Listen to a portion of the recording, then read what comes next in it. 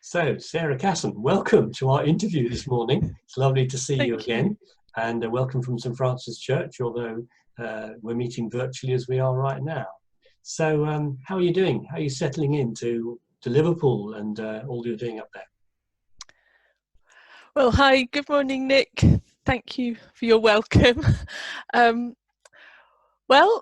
I've really enjoyed settling into Liverpool, but as for all of you and for all of us, the last couple of months have been really challenging since the lockdown began.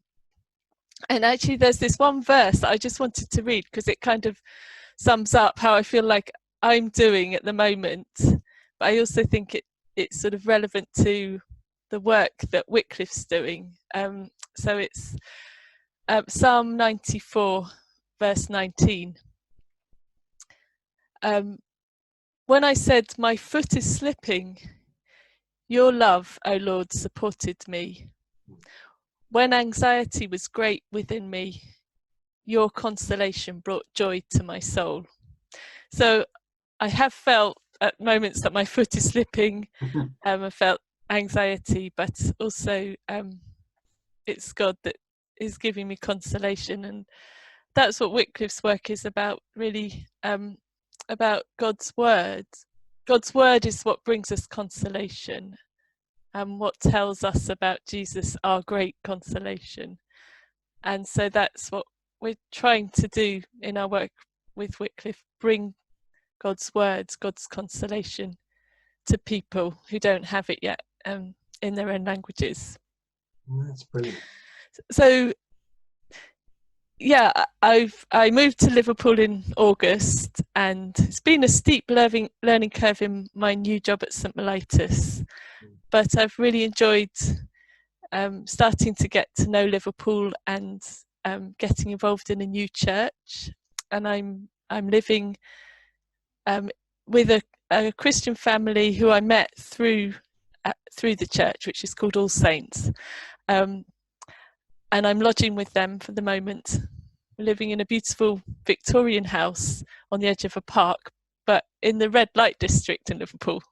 And the church that I've started going to has a lot of ministry within that red light district, has a drop-in for sex workers.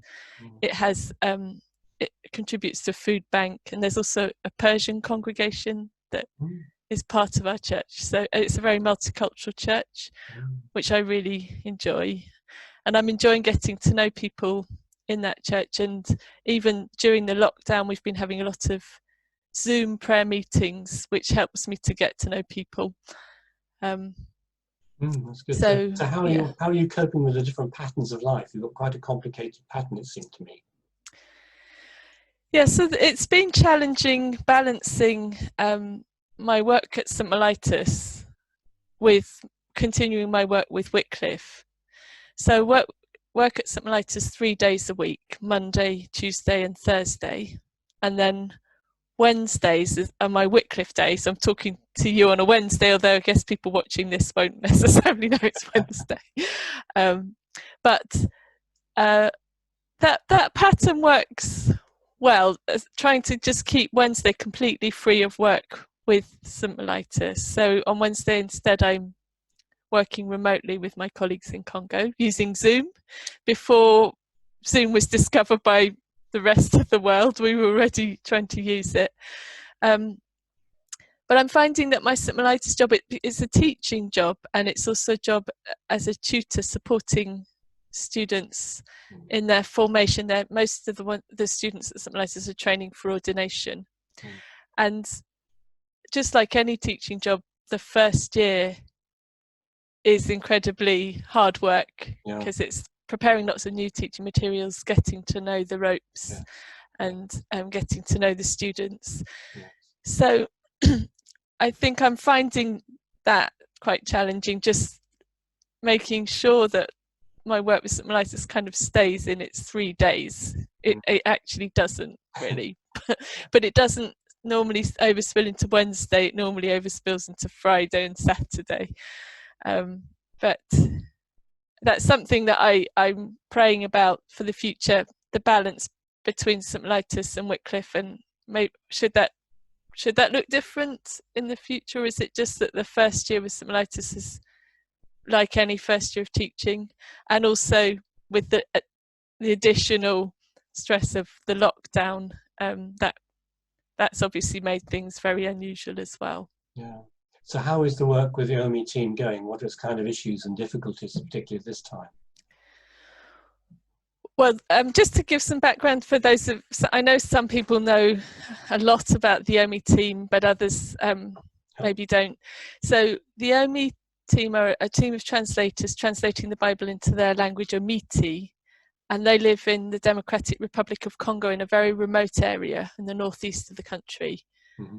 And they've been doing this work since 2003. So it's been a real marathon for them. And they've persevered through many dangers, toils and snares. And when I look at their translation, because they have drafted the whole New Testament now, I'm amazed that they've drafted the whole New Testament given the conditions they've been working in. So they've experienced insecurity in their area from the Lord's Resistance Army, the rebel group. They've experienced the death of colleagues. They have ongoing challenges with infrastructure. For example, very often they have no internet connection or a very poor internet connection. They have to travel an hour to come and talk to me, to get a connection that's good enough to work with me on Zoom.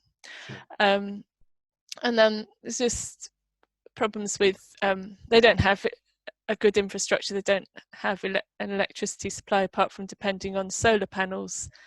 Sometimes they have problems with their batteries going flat, and their computers are old, don't always do what they need them to do to run the powerful translation programs. So they've just over the years experienced incredible challenges, and yet they've kept going. And I've got on my computer here, I'm going to share my screen with you if that works, and I'm just going to show you some of their translation. So this is the translation in Omiti. This is Matthew 1. And I don't know if you can see, but there's a list of a lot of names here. Davidi, Abrahama, Yesu, it's Jesus' genealogy. But that's Matthew 1, but there's the whole of the New Testament now here, and it's in very good shape. They've corrected a lot of spelling mistakes and inconsistencies, formatting things, and they're doing things now like writing the introductions to the books, checking the consistency of biblical terms, things that are not known in their culture, that are new ideas. There's about 800 of those terms in the New Testament, and they have to work through each one of those 800, and sometimes there can be 200 examples of one of those 800. And they have to make sure. Was there a written language already when they began, or did they have to devise the written language? No, they had to start right from scratch. Yeah, so first of all, they had to do grammatical analysis of their language, and also phonological analysis, that's of the sounds of the language, to see what letters would fit best with the sounds. And you can see, looking at this, that there's all these what look like French accents over every vowel, but those are actually tone markings.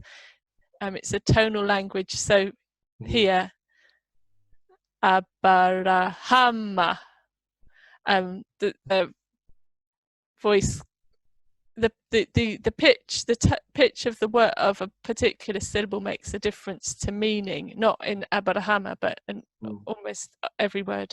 So anyway, they had to design an alphabet that would reflect all these characteristics of their language. So that was the first step, before they started the translation. That happened before 2003. The translation has been going on since 2003. Wow. So to come back to your question of what of the challenges recently, well, the main challenge has been their internet connection, because on a good day they'll travel an hour to the town where they can get a connection and talk to me, and then we'll work together on Zoom for 2 or 3 hours, and I can send them messages in this. I can put little comments in the translation if I see something that needs looking at, and we can talk about that. But on a bad day, after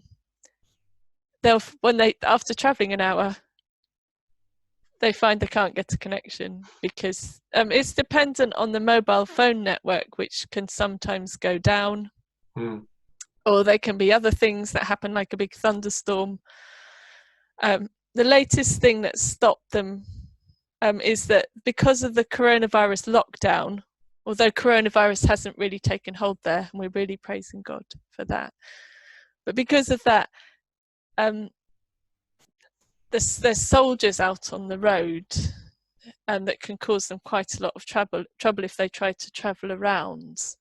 They're kind of on the lookout for ways of asking people for money, the soldiers are, and so that can be quite problematic for them. So the last couple of weeks we haven't been able to work, but I'm really praying today that they will be able to get to the town and get the connection. They've told me that they're trying to do that, so that's something I'm praying for today. So each week there can be those kind of challenges.